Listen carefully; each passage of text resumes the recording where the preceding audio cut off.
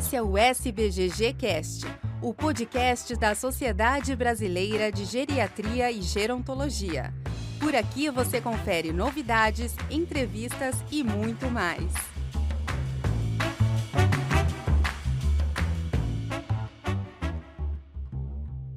Olá, estamos mais uma vez no bate-papo, aqui no CBGG 2025, e vamos falar sobre a inclusão digital.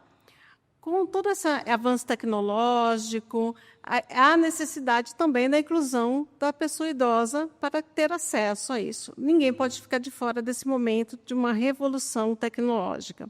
E comigo aqui hoje está a Carla da Silva Santana, terapeuta ocupacional, docente da Faculdade da Universidade de São Paulo de Ribeirão Preto, e o Martin Henkel, CEO da Senior Lab. Muito obrigada por estar aqui com a gente hoje. Tá? Eu gostaria de fazer, nesse momento, uma pergunta para vocês. Todo esse avanço tecnológico, o que vocês acham o maior desafio para a inclusão da pessoa idosa e usar uma tecnologia hoje? Pode começar, Carla. Olá a todos, prazer estar aqui podendo discutir esse tema, né? Eu acho que vale muito a pena que nossa sociedade consiga discutir mais e pensar aí, né, novos caminhos em face, né, a todo o desenvolvimento que temos tido, né, no âmbito da tecnologia. Eu diria que a tecnologia sempre fez parte da vida da gente, ela só se modificou ao longo do tempo. Né, nossos pais, nossos avós, eles também usavam tecnologias, só que era diferente dessas. Né? Acho que essa tecnologia contemporânea, né, que a gente fala com foco maior no digital, essa sim apareceu como uma barreira de uso mesmo. Né? Eu acho que quando a gente fala assim, vamos incluir os idosos, a gente tende a pensar que a tecnologia é quem exclui, mas, na verdade, a pessoa idosa ela é excluída em muitos outros âmbitos. Então, assim, a gente só está incluindo porque a gente excluiu, né, em algum momento. E mesmo pensando a própria projeção, né, o projetar, o desenvolver a tecnologia, ela não foi pensada em toda a população. Né? Então, acho que esse é um ponto de ter alguém que já tinha todo um conhecimento para uso de tecnologias mais analógicas, e aí, de repente, a gente tem uma alta inserção de tecnologias digitais no cotidiano. Né? Então, isso eu acho que é um ponto importante. De fato, sim, a gente precisa melhorar o acesso à tecnologia, né? Assim, uma tecnologia boa, equipamentos bons, alcance, né, de banda larga para toda a população, pensando assim que a gente tem um Brasil continental e isso, né, tem um impacto, né, importante, mas também desenvolver habilidades. Né? Eu acho que essas habilidades elas têm sido desenvolvida ao longo do tempo, as pessoas mais velhas têm usado mais, né?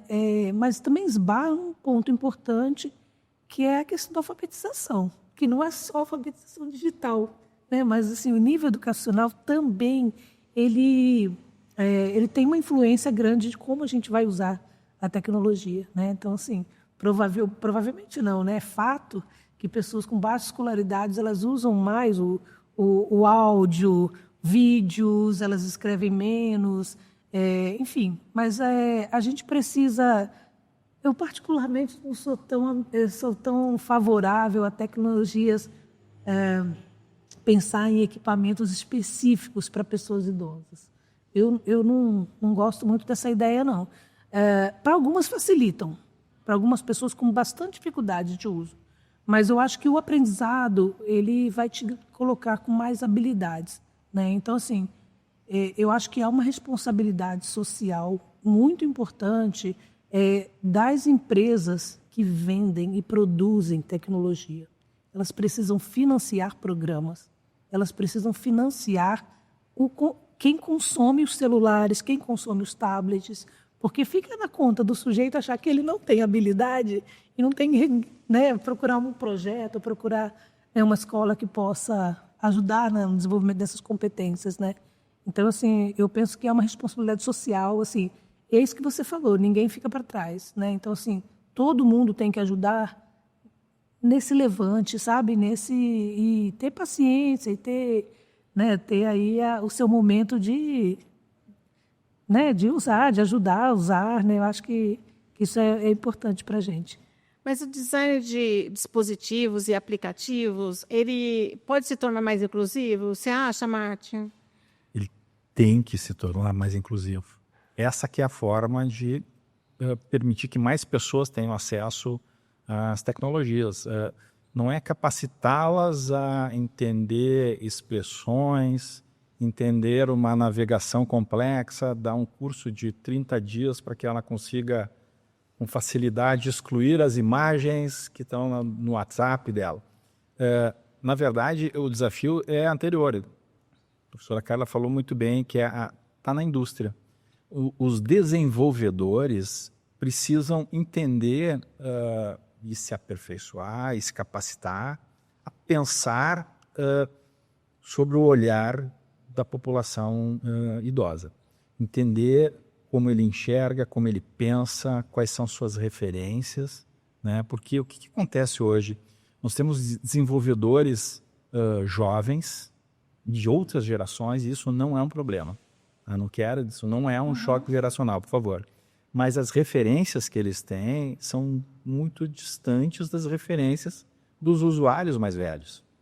Tanto na linguagem, nas expressões, no tipo de clareza dos ícones a serem utilizados, por exemplo, numa interface de tela, né? Só para dar um exemplo, nós fizemos um estudo, até que consta no livro que a gente escreveu, Shopper 60+, comparando a forma de interpretar emojis.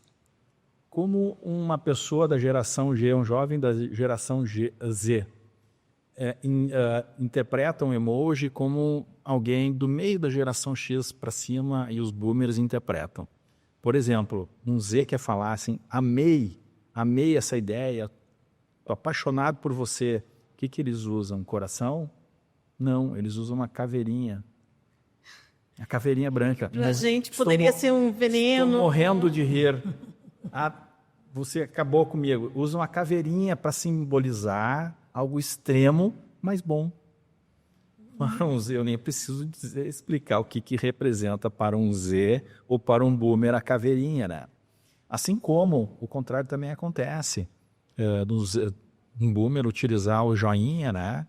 Que para a geração Z, o joinha é um ok, tá certo, mas é meio arrogante. Tipo assim, eu escrevi um texto e a pessoa só responde com joinha e o boomer está achando que está arrasando, que está conseguindo passar a mensagem. Então,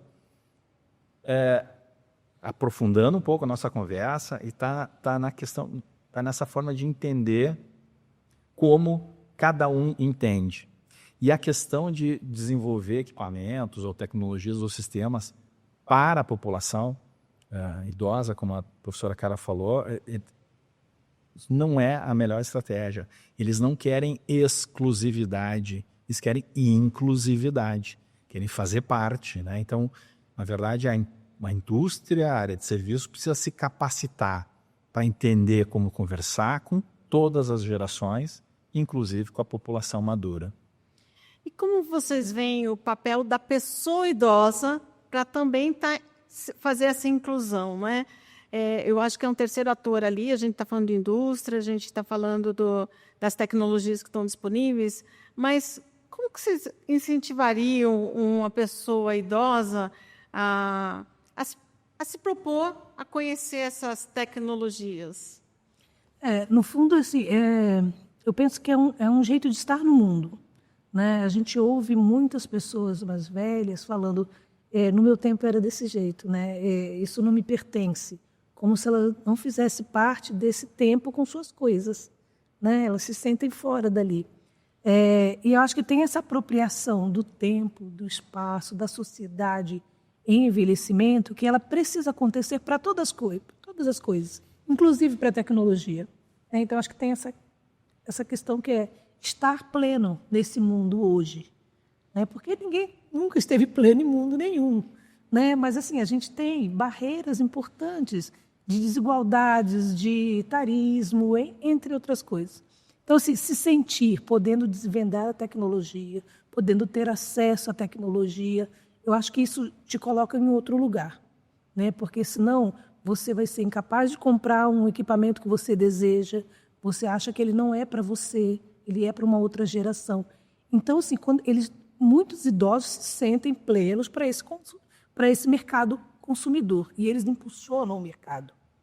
Por outro lado, a gente também tem um outro grupo que abre mão, né, fica com o celular mais do neto, do filho, né, que passou para ele lá com todas as dificuldades e tal. Então, assim, eu acho que a ideia é você melhorar, né, esse jeito do sujeito incorporar esse mundo contemporâneo, sem diminuir as barreiras que são de aceitabilidade, sabe?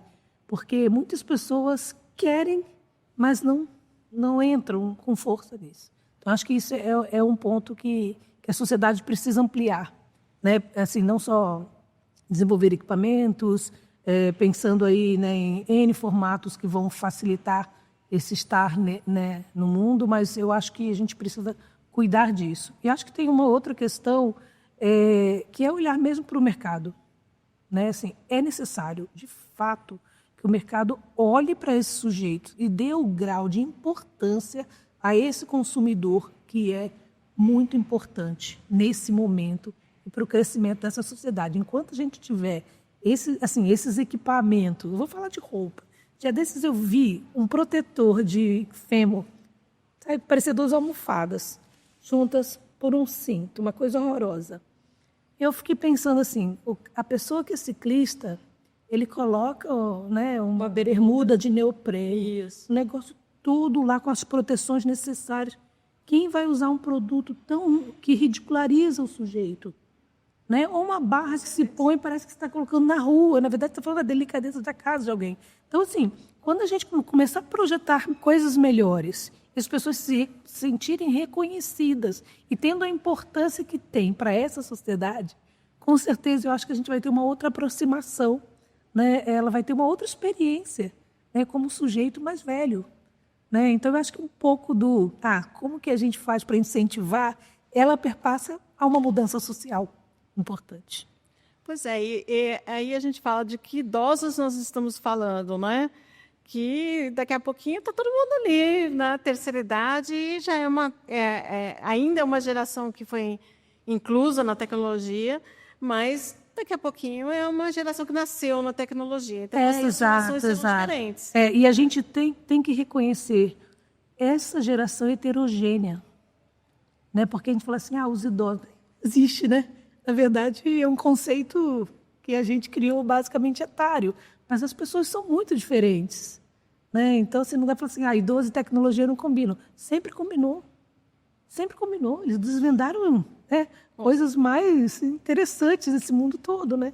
O que a gente tem hoje de tecnologia passou de alguma forma por eles. Hoje, na minha palestra, apresentei um som muito peculiar para quem viu o nascimento da internet no Brasil, que é o tom de descagem, né? Que era a conexão, onde a gente discava com o número de telefone, e aí ele, por ruído, fazia...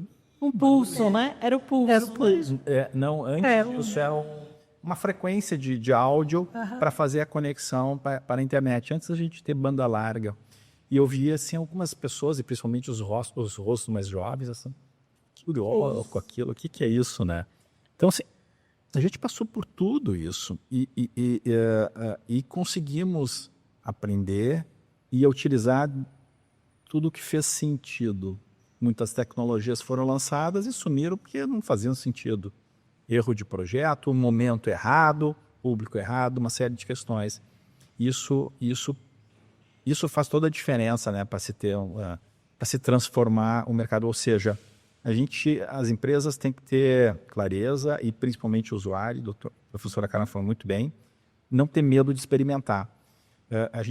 Nós temos hoje os estereótipos, né, de comportamento, onde a gente enxerga uma pessoa e diz, ela é incapaz para isso. E existe o meta-estereótipo, onde eu digo, não, eu sou incapaz de fazer isso porque é assim que eu sou visto, é assim que eu sou percebido. A gente tem que tirar isso. Então, encorajar nossa população idosa a experimentar, não ter medo, e nada foi mais inclusivo para a tecnologia do que o smartphone. Essa telinha de 6 polegadas aqui agora. Porque antes, para acessar a internet, eu precisava pegar o mouse, ligar um computador, esperar o Windows inicializar, clicar no lugar certo, fazer uma série de processos. Agora eu só estou na internet. Então, assim, isso muda comportamentos, isso muda percepções, isso encoraja. É claro que com o 5G teve a rapidez, a mudança veio, né? E depois da pandemia também, eu acho que esse crescimento tecnológico, vieram vários produtos que realmente, com designs errados, com utilizações, porque assim, a tecnologia tem que ser útil. Se eu não usar a tecnologia, é mais uma tecnologia, é mais um aparelho, é mais um equipamento, é mais um aplicativo que não tem funcionalidade.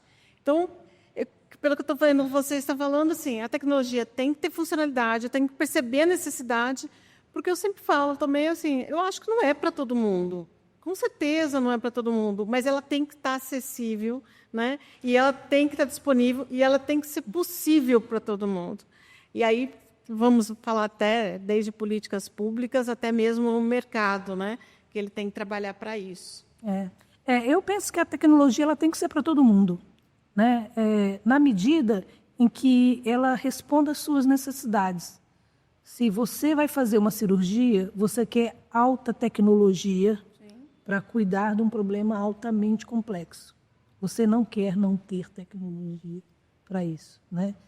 Então, elas têm que responder às necessidades que as pessoas têm. E aí essas necessidades são diferentes, né? Então, assim, eu penso tecnologia para todo mundo, em todos os âmbitos da necessidade. Tem 2 bases importantes que a gente estuda, que é a percepção de utilidade. Isso aqui, e a percepção de facilidade de uso. Né? Por que muita gente não usa um centrifugador ou aquele que corta lá o multiprocessador? Né? Porque aquele negócio é muito útil, mas dá muito trabalho para limpar. Talvez você colocar tudo no liquidificador, esse negócio sai mais ou menos e não tem que limpar daquele jeito todo. Embora o liquidificador também ele é bastante trabalhoso. Mas assim, a facilidade de uso e a percepção de utilidade, elas estão muito juntas, né? Para a gente pensar esse conceito de aceitação de tecnologia. E aí, quando a gente tem um celular no qual a gente fala assim, nossa, esse negócio é difícil de usar, por N questões, né, de aproximação, de ter contato prévio, de N possibilidades de uso, e aí você também não se sente free nessa sociedade. Né? Quantas pessoas já desejaram pegar um café numa máquina de café, falaram assim, se eu errar esse negócio, esse café derramar, vem aqui, ó, toda a culpa para esse sujeito. Não é da máquina que não me entregou o café mirando bonitinho ali no copo que ela tem que descer. Mas, assim, isso impede a experimentação, o contato com a tecnologia. Então, assim, experimentar tecnologias, eu acho que é um primeiro passo que a gente tem, talvez até respondendo a tua pergunta anterior, né? Que a experimentação, ela coloca o sujeito em contato. E aí, colocando o sujeito em contato, ela vai abrir um campo muito interessante. Tipo, é você que deve dominar a tecnologia, não ela. Ela não pode me afugentar, porque ela é complexa, porque ela é cara, porque N coisas, né? Então, esse caminho precisa ser encurtado. Por isso que eu acho que as feiras, as disponibilizações de equipamentos, elas precisam estar no cotidiano das pessoas. A tecnologia sempre existiu, né? Como vocês falaram, a gente sempre teve contato com ela, mas claro que a velocidade aumentou, talvez isso assuste, né, as pessoas. No seu trabalho, Mati, qual foi o maior desafio para atingir a pessoa idosa ali no... O que você considera ali de... As minhas atividades elas são muito ligadas à consultoria e de negócio, produto, serviço. Então, o primeiro desafio é entender quem é o cliente, quem dentro da população idosa. E quando a gente fala hoje de população idosa, pessoas com 60 anos ou mais no Brasil, a gente tem que enxergar várias questões. Nós temos os baby boomers, né, como a gente fala.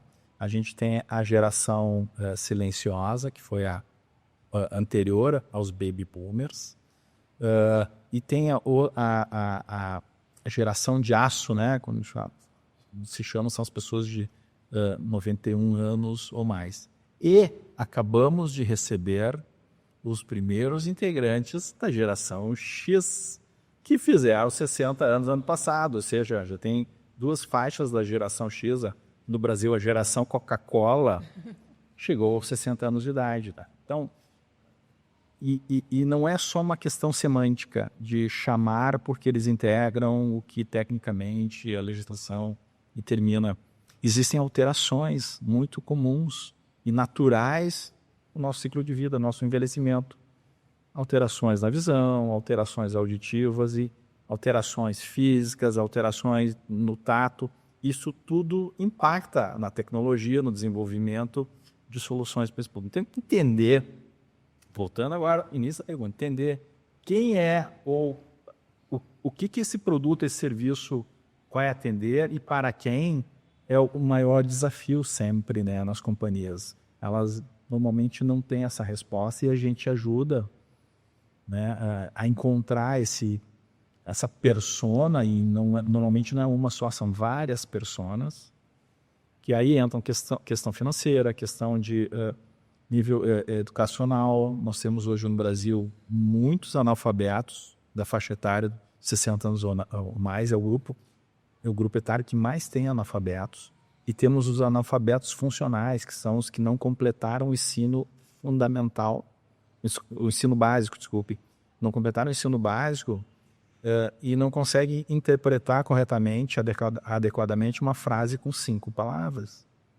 Aí como é que vai entender um manual? Como é que vai entender uma interface, uma tela? Como é que vai entender um manual de instruções? Esses são os desafios, e eles são muito variados, a depender da região do Brasil, do tipo de empresa que está demandando o serviço, a consultoria, e também o nicho do seu público. Ok. O fator, né, da inclusão digital, a gente sempre, ele é super importante, ele é necessário, e a gente vê que a população idosa ela precisa estar realmente incluída nesse pensamento, nessa inclusão digital. Eu acredito que até pela variedade da nossa população, até as pessoas mais jovens têm necessidade dessa inclusão digital. Como você falou mesmo, a gente tem um número de letrados no nosso país muito grande, e na população mais jovem também. Uhum. Então, só uma palavrinha final do incentivo, né, das pessoas idosas experimentarem a inclusão digital, experimentarem tecnologia nas suas vidas. Eu acho que assim, o mundo está passando por mudanças, né? E quer mudança maior do que o próprio processo de envelhecimento, né? Então, assim, primeiro, a gente tem que não pensar em perdas, né? Quantas perdas tem, né, no processo de envelhecimento, mas pensar em mudanças. A gente muda, e o mundo também muda, né? Ele não quer dizer que ele abandona todas as coisas, né? Então, eu acho que a gente precisa se dispor para essas mudanças e pensar que tudo pertence a este mundo e a gente também. Tem uma frase que eu gosto muito, no Fernando Pessoa, que ele fala assim, entre a data do meu nascimento e a data da minha morte, todos os dias são meus. E eu acho que é isso, né? Assim, tudo que está aqui me pertence e eu posso usar, né, assim, o meu interesse, né, de acordo com a minha necessidade, é isso. E a tecnologia faz parte dela. Ok, Márcio? O que eu tenho a dizer também completa, né, soma-se o que a professora Carla falou, aos usuários, né, aos nossos idosos. Não tenham medo de experimentar, porque vocês fizeram coisas incríveis quando vocês eram adolescentes. O mundo e o nosso estilo de vida atual, ele só é desse jeito, não só usa calça jeans na rua, porque esse grupo, hoje entre 70 e 85 anos de idade, fez a maior disrupção de comportamento na época do pós-guerra, quando Elvis Presley fazia 3 filmes por ano e o cinema era a internet, e o rock and roll se espalhou pelo mundo. Então o rock and roll foi um grande transformador.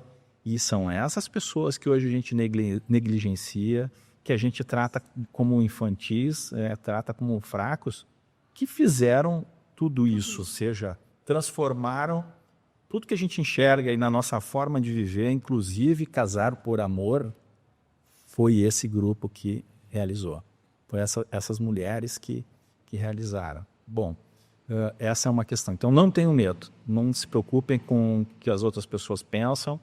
Eles já, no fundo, já enfrentam isso, né? E, por exemplo, os homens dessa faixa etária, eles adoram afrontar conceitos. Se pensam que eu estou vestido com uma camisa que não combina com a calça, aí que eu vou sair com ela. Alguns fazem isso, porque eles foram transgressores na adolescência. São os pais do nosso rock and roll. Então, se coloquem e pertençam, né, assumam essa posição, porque vocês continuam fazendo as mudanças. E a indústria precisa entender quem são eles, respeitar o legado e aprender como melhorar e como tornar a vida, a usabilidade e as necessidades serem melhor atendidas. Eu acho, então, que as palavras assim, né, inclusão digital, pertencimento e envelhecimento bem-sucedido, elas combinam, né? Sim. Por isso que aqui no Congresso Brasileiro de Geriatria e Gerontologia, a gente está ali, né? Envelhecimento, tecnologia, uma parceria entre gerações. Queria agradecer a Carla, queria agradecer ao Martin, muito obrigado pela participação aqui com a gente. Obrigada pela oportunidade. Foi ótimo.